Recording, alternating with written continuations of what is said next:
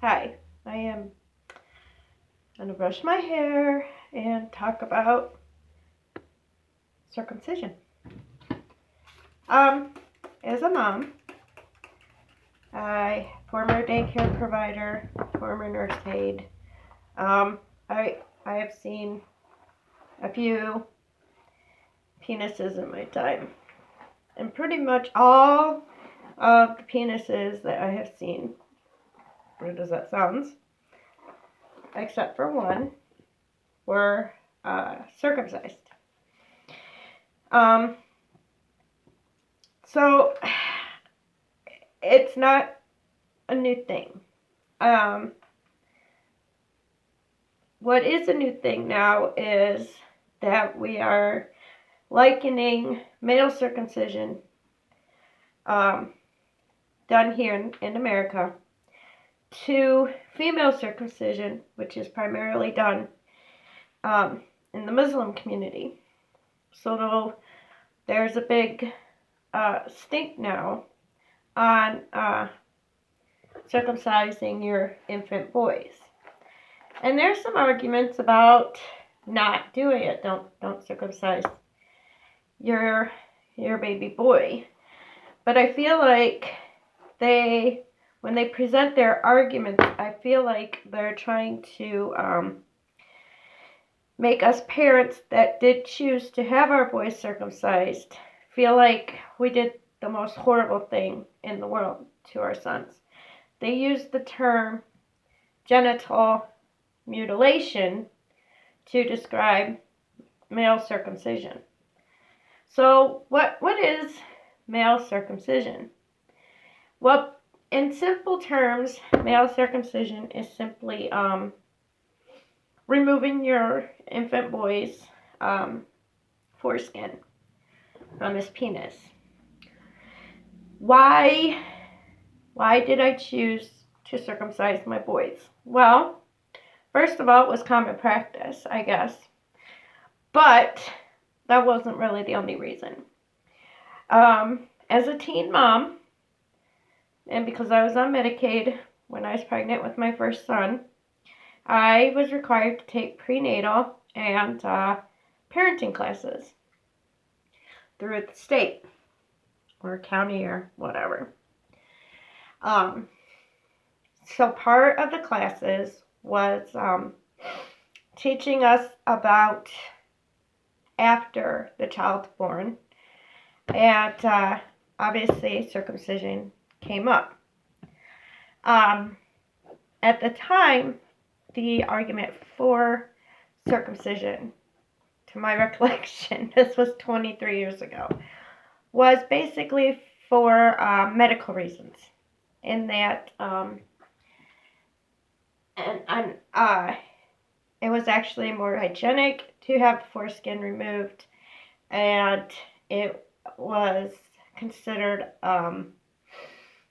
a way of either preventing infectious diseases or reducing the risk of infectious diseases, which can also cause other things such as cancer and stuff like that. Okay. That was what I was told. And again, it wasn't forced on me to have my boys circumcised, okay? But I looked at it from the viewpoint of what's best for my sons. I felt like at the time, especially with my first son being a very young parent, not being able to stay home with him, I was going to have to go back to work after maternity leave, so he was going to have to be in the care of other people, primarily other family members, but I had babysitter as well. So I felt that it would be easier to keep his penis clean and hygienic without the foreskin. That way when he peed and pooped in his diaper, that waste product wouldn't get up under the foreskin and fester there between diaper changes. That was the biggest reason that I had both my boys circumcised, okay?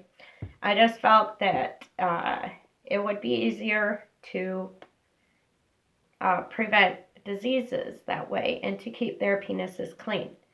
The thought of my son's sexual activities when they grew up was absolutely not on my mind at all. And I guess from some viewpoint, it could be considered traditional as well because, my husband was circumcised. Every baby I had cared for, male baby I'd cared for, was circumcised. So it was common practice. But I did it to prevent or reduce the risk of infectious diseases. I did it for the betterment of my boys' health. Okay, that's why I did it. And I didn't make that decision by myself. I took the class when it came time to my second son. I did some research, and it was discussed between the boys' father and myself. Like I said, he was circumcised as well, and he obviously didn't really see an issue with it. All right. So, but the argument against circumcision now uses the term genital mutilation. And that really, for lack of a better word, triggers me. I'm 42 years old. I try to let things roll off my back as much as possible. But for lack of a better term, that phrasing triggers me because that was not my intent. That was not my husband's intent to mutilate our sons. We did what we thought was the best thing to do for them to keep them healthy. Male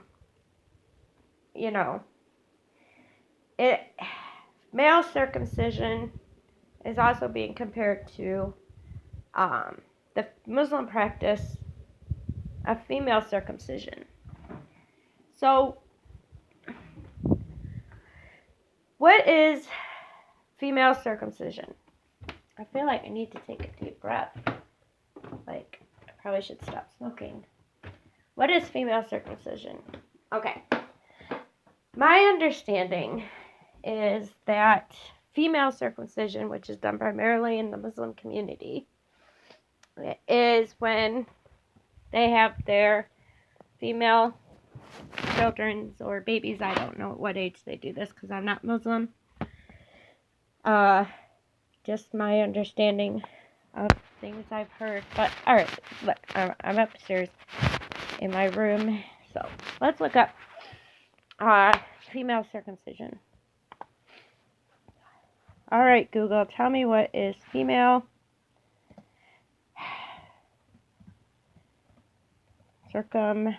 There it is. Sorry. Alright. Sorry. I don't have a tablet. Sorry.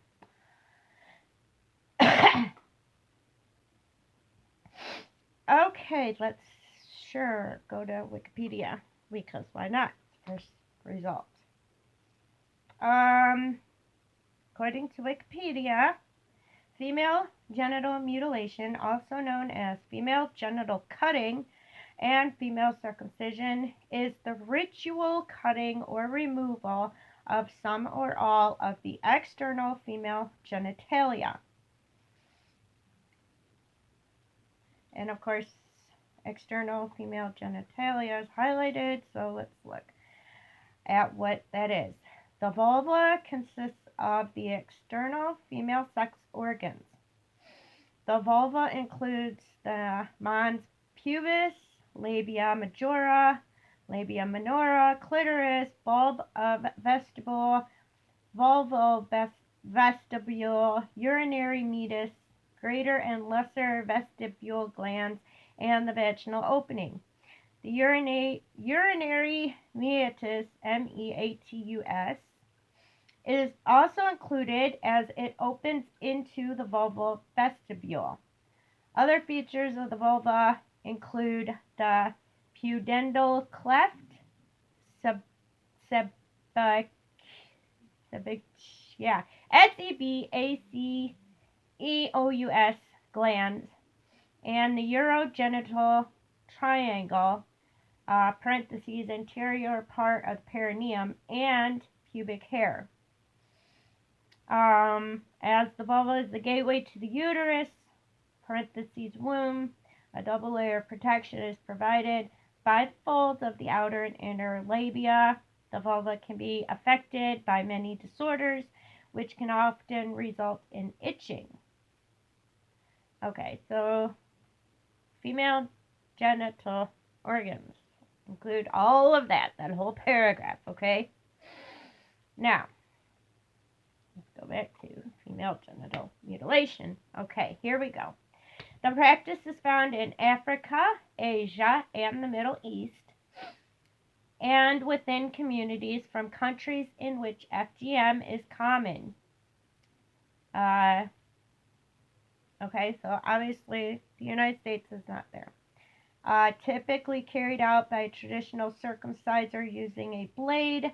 FGM is conducted from days after birth to puberty and beyond in half the countries for which national figures are available. Most girls are cut before the age of 5. The practice is rooted in gender equality. Attempts to control women's sexuality and ideas about purity, modesty, and beauty. It is usually initiated and carried out by women who see it as a source of honor and who fear that failing to have their daughters and granddaughters cut will expose the girls to social exclusion. Okay? That's important. That is female genital mutilation. That is female circumcision. It is not done for health reasons. It is done strictly for traditional and oppressive reasons, okay? Now, but the argument is, well, why is it okay to have boys circumcised and not girls then? You know, is it oppressive to have boys circumcised?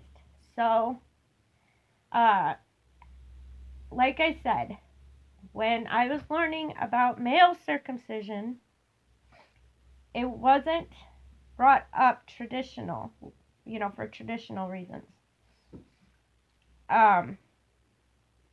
Okay? It was brought up for health reasons, okay? So let's look up male circumcision. And of course, the first website comes up is WebMD. So let's go to WebMD because I want to get lost in that rabbit hole and diagnose myself with something wonderful. Okay. Circumcision is surgical removal of the foreskin, the tissue covering the head of the penis. Papa Bad, go away. It is an ancient practice that has its origin in religious rites. Today, many parents have their sons circumcised for religious or other reasons. Okay. My reasoning for having my boys circumcised was not for religion. I'm not a religious person. I think at this point I'm more agnostic than anything. It's usually performed on the first or second day after birth. Among the Jewish population, it's performed on the 8th day, but I'm not Jewish, so that doesn't. Is circumcision necessary? Well, of course, we're learning that it's not necessary. So, obviously, it's still debated, or it's debated even more now than it was 23 and 18 years ago when I had my boys. The procedure may be recommended in older boys and men to treat phimosis, the inability to retract the foreskin, or to treat an infection of the penis. The American Academy of Pediatrics found that the health benefits of newborn male circumcision outweigh the risks, but the benefits are not great enough to recommend universal newborn circumcision. Like I said, I was not forced by the doctors to have my boys circumcised. All right, I was given information to make the decision myself. Okay, what are the benefits of circumcision? And we got all these WebMD. A decreased risk of urinary tract infections. That's a big thing when you have an infant boy or a toddler who is not yet potty trained, for one, because, I mean, it's already automatically a risk for either sex, okay, because that baby is sitting in urine and feces until you get them changed, okay? You know, hopefully it's not too terribly long, but there are circumstances where the baby is sitting in a messy diaper for some time before you can get that baby changed. It happens, okay? You know, you don't know when the baby's gonna, and you know when they have pooped because you can smell it, but you don't always know when they pee, and you know, you don't want to add to the landfills or waste a lot of money by changing diapers every 10 minutes. You know, usually I think it's probably still, when I was working in daycares, we changed or checked diapers like every hour. Okay. It's already a risk. But, like I said, I was told there would be a decreased risk of urinary tract infections because the foreskin covers the head of the penis where the urine comes out. So when the baby pees or poops in their diaper, not only are they sitting in it externally, but that bacteria can get up under the foreskin and fester there. Reduced risk of some STDs. But of course, you know, their argument is, well, we have condoms now. Yes, we do. Protection against penile cancer and reduced risk of cervical cancer in female sex partners. Of course, the argument is that there's really no proof that it reduces the risk of penile cancer because penile cancer is so very, very, very rare. Well, if 77% of men in the United States have been circumcised and they don't have penile cancer, you know, in my mind, in my layman mind, that would be an indication that maybe circumcision is reducing the risk of penile cancer. Prevention of balanitis, inflammation of the glands, and balanopostitis. Why do we have to use these words? Inflammation of the glands and foreskin. Prevention of phimosis, the inability to retract the foreskin, and paraphimosis, the ability to return the foreskin to its original location. Okay, I don't know what I just did on this laptop, but my screen just winked out on me, so. Circumcision also makes it easier to keep the end of the penis clean. Okay? That was one of the reasons I did it. Okay? Of course, there's risks also, which I was also informed about. Pain. Risk of bleeding and infection at the site of circumcision. Irritation of the glands, increased risk of myositis, inflammation of the opening, and risk of injury to the penis. Now, one of the things my daughter brought up was the story of the infant boy whose circumcision went all to bloody hell. I don't know how it could happen, but his circumcision actually really did mutilate his penis to the point where they turned his penis basically into a vagina.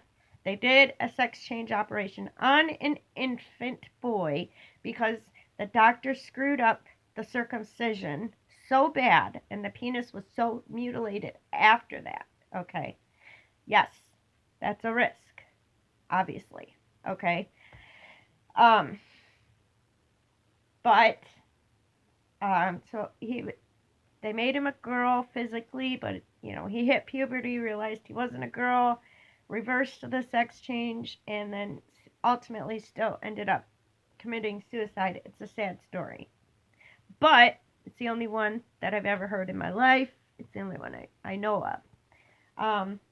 Where it was that bad of a genital mutilation. But that is an argument against circumcision, is that I mutilated my boys' penises.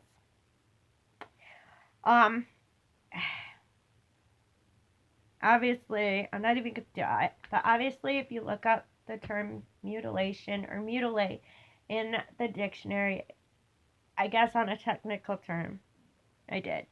Because I modified their penises. I took something off of their penises that was naturally there to begin with. However, their penises are still fully functional. My oldest boy will be getting married next year. He's been living with his fiance for a few years now. They are sexually active. His penis is working fine from what I know. Not that they come to me and go, oh, it's such wonderful sex, because that's just gross. Okay. My 18-year-old son is not yet sexually active, but he still urinates and stuff like that. Okay. So I can assume his penis is functioning normally as well. My husband was circumcised. His penis functions perfectly fine. Okay. I guess my biggest beef with the circumcision argument is that the way that they're trying to educate people with some of these videos that I've been seeing, the way that they're trying to argue against circumcision is to make those of us that did decide to have our boys circumcised feel guilty for it. They're making it look like we are horrible parents. And I think that's my biggest beef. I had my boys circumcised. Out of all the babies I've ever cared for, and all the old men I've ever cared for, I only had one infant that was not circumcised. Okay? And their penises still worked. They were not mutilated. They still looked like penises. And the purpose of us circumcising our boys in the States is not to discourage sexual activity, as it is portrayed in the Muslim community to do. They are also, what we're doing is we're removing a piece of skin. Okay? We're not removing major parts of our son's penises. We're removing a skin. We're doing it for hygienic and disease prevention reasons. The Muslim community, at least according to Wikipedia, that does do female circumcision or female genital mutilation are doing it to reduce sexual pleasure in women. They're doing it to oppress women. We are not doing it to oppress our boys. That is the bottom line. So, for any soon-to-be parent out there that is considering whether or not to have your son circumcised, please keep in mind that if you do decide to circumcise your son, that does not make you a bad parent. And it is not the same as female genital mutilation, not by any means at all. Female genital mutilation, okay, is ritual cutting or removal of some or all of the external female genitalia. We are not removing our son's genitals. We are removing skin. That's the big difference. So, I just thought I'd get that out there because I don't want to feel guilty about what I did 23 and 18 years ago. Because I love my boys and I would never do anything to hurt them in any way. I did do it because I felt that was the best course of action to take at the time. I felt that it would greatly reduce the risk of infection, would greatly reduce the risk of STDs would greatly reduce the risk of penile cancer. That's what I was educated. That's what I was told. That was the research I did. But to call it mutilation and compare it to what they do in Muslim countries is not right, in my opinion, because it's not the same thing. Male circumcision is removing a piece of skin.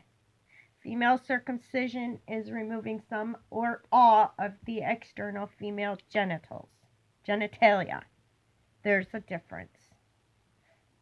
So, any new parents out there, soon to be parents out there that have boys, do consider your options. Do weigh everything out. Do the pros and cons. But if you do decide to circumcise your son, don't let people make you feel bad about it, because you're not ruining their future sex lives. That's what the Muslim countries are doing to the girls, and that's a big difference. Okay? Alright, you guys, peace out. Have a great day. I'm sorry, this is a very long video. I just want to get this off my chest. Alright, so later days, guys, later days.